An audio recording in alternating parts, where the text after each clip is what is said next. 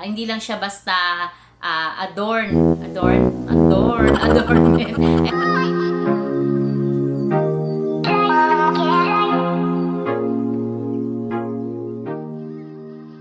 Hello guys! Welcome back again sa ating channel at maraming pong salamat sa patuloy ninyong pagtutok sa ating ginagawang vlog. Ayan. Ngayon po, ang i-discuss po natin ay tungkol sa 5 klaseng halaman.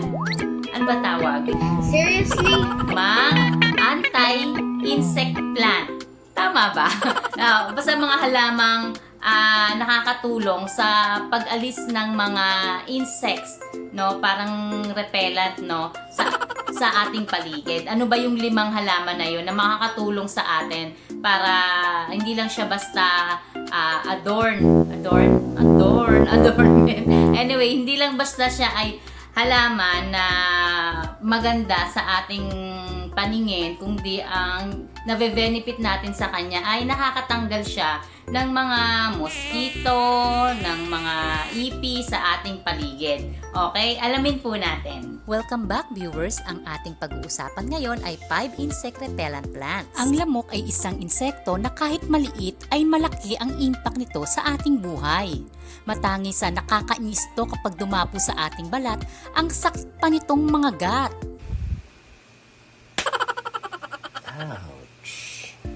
Ang matindi pa, kinagat ka na nga, nag-iwan pa ito ng sakit. Sila din ang dahilan ng pagkakasakit ng ating mga beloved pets. Sa lupit ng kagat nila, pwedeng magka-heartworm si kitty at doggy. Ang solusyon natin ay pwedeng mag-spray ng insecticide sa ating mga bahay. Pero ito ay may health issues pa rin dahil sa chemical na taglay nitong maaaring magdulot sa atin ng respiratory problems. Ang paggamit naman ng artificial na insect repellent ay may iba't ibang issue naman sa ating kalusugan. Saan na ba tayo talaga lulugar? Ano na ba ang dapat nating gawin? Huwag mag-alala dahil mayroong ibinigay sa atin ng langit na maaari nating maging proteksyon laban sa mga insect. Oh my God! Wow! At ito ay natural insect repellent na matatagpuan sa mga halaman. Alamin natin ano ba ang mga ito. Number 1. Basil. Ang basil plant ay isa sa most popular herb na madaling patubuin at isa sa pinakamadaling alagaan. Ang basil o Oxymum basilicum ay kabilang sa mint family.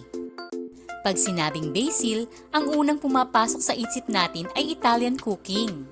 Pero alam nyo ba na ito ay nagmula sa India? What? At alam nyo ba na maliban sa kanyang mabangong dahon ay may iba't ibang uri ng flavors ito?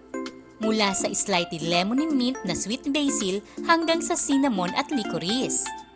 Ang kulay ng kanyang mga dahon ay rich green to deep purple. Mayroong makinis at mayroon ding kulubot. Ito ay madaling palakihin sa warm at sunny weather. Kung ikaw ay meron nito, iwasan na ito ay palakihin ng husto dahil nababawasan ang flavor nito. Pero teka, hindi tungkol sa pagkain ang topic natin today. Ang pag-uusapan natin ay tungkol sa husay nito sa pagtaboy ng lamok sa ating kapaligiran. Bakit ito nakakapagtaboy ng lamok?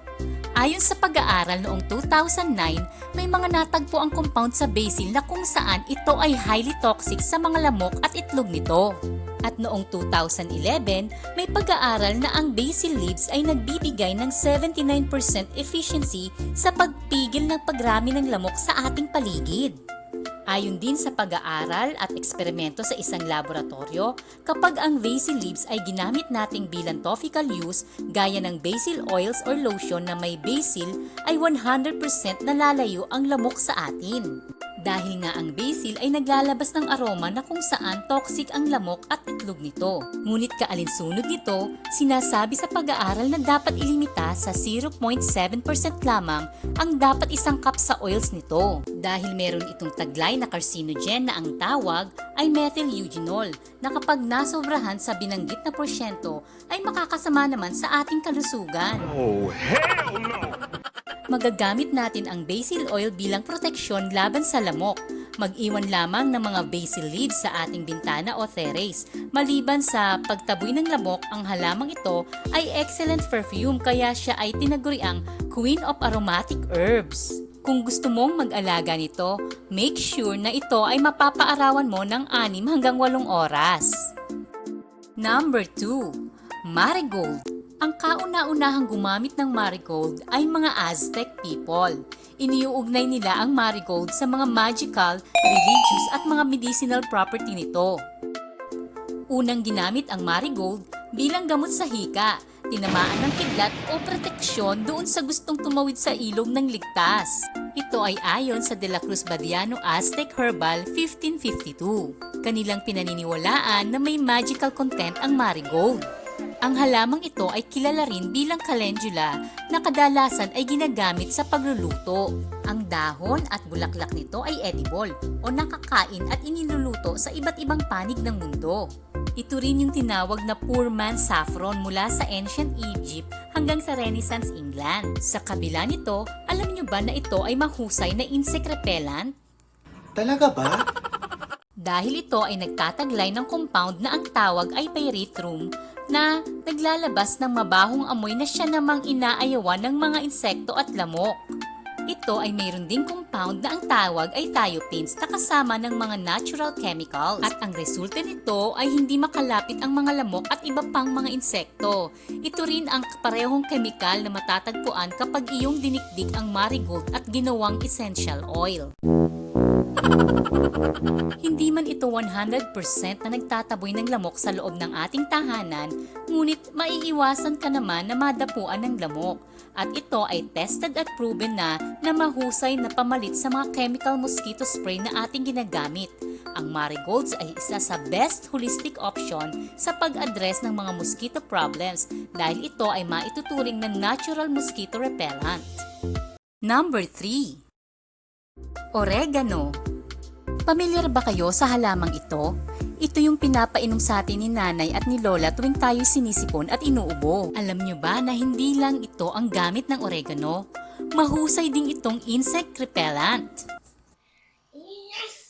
Ang oregano oil ay kinoconsider na excellent antiseptic and insect repellent. Ito ay may active ingredients kagaya ng carbacril, thymol o terpenin. Ito ang dahilan kung bakit epektibong pantaboy ng insekto ang oregano. Ang isa sa mga most leading disease na problema sa Pilipinas tuwing tag-ulan ay dengue. Dahil dito, may isang grupo ng researcher ang dumayo sa Bagong Silang, North Caloocan. Sila ay nagsagawa ng eksperimento na kung saan sila ay nagbalot ng dahon ng oregano sa loob ng isang bote na may net at sa loob nito ay meron ding mga lamok. Sa pamamagitan ng camcorder, nakita nila ang unti-unting pagkahilo ng mga lamok. At kanilang napatunayan na ang oregano ay mabisang pantaboy dito.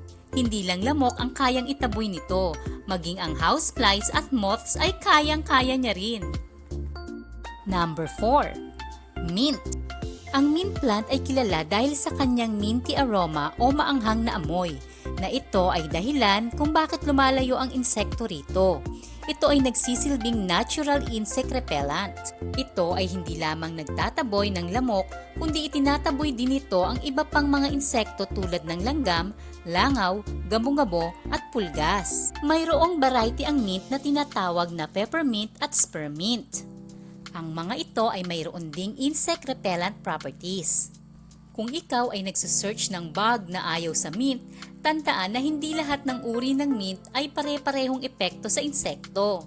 Halimbawa na lamang ang spearmint at peppermint ay mabisa laban sa lamok, langaw at gagamba. Ngunit ang pennyroyal mint ay sinasabing mahusay sa pangtaboy sa pulgas at garapata. Ikaw ay lalabas at ayaw mong madapuan ng insekto gaya ng lamok, mag-rub lamang ng dahon ng mint sa inyong balat. Pwede mo itong haluan ng essential oils na mula sa spearmint o peppermint at ito ay ipahid sa iyong balat. Ito ay magsisilbing iyong natural insect repellent. Kung ang paligid mo naman ay maraming langgam, magdurog ka lang ng dried mint leaves at ibudbud ito sa paligid nila. Makikita mo na naglalayuan ang mga langgam dito. Kung gusto mo namang gumawa ng homemade insect repellent, gumamit lang ng ratio na 5 parts rubbing alcohol to 1 part peppermint oil. Spray mo lang ang mixture na ito sa iyong katawan bago lumabas ng bahay. Para naman maprotektahan ang iyong cat at dogs mula sa kagat ng insekto, ay mag-crush ka lang ng kaunting mint leaves at i-rub ito sa kanilang mga balahibo bago kayo lumabas. Ang mint ay effective at safe na insect repellent. At ang bonus pa, ang mint ay mabango kapalit ng chemical insect repellent na ginagamit mo. Number 5. Bay leaves. Ang bay leaves o dahon ng laurel ay popular na ingredient ng spaghetti sauces at soup. Ito ay maaari ding gamitin bilang isang natural way sa pagtaboy ng mga insekto. Ang tuyong bay leaves kapag ibinudbod sa mga sulok ng ating bahay, sinasabing ito ay epektibo na nakakapagtaboy ng insekto gaya ng ipis at langgam. At kung gusto mo ang natural effective insect killer, imbis na ikaw ay gumamit ng commercial insecticide, na karamihan dito ay may sangkap na nakakasama sa ating kalusugan at nakakaapekto sa ating respiratory system, subukan mong gumamit na lang ng bay leaves. Ito ay natural at safe sa ating children at animals.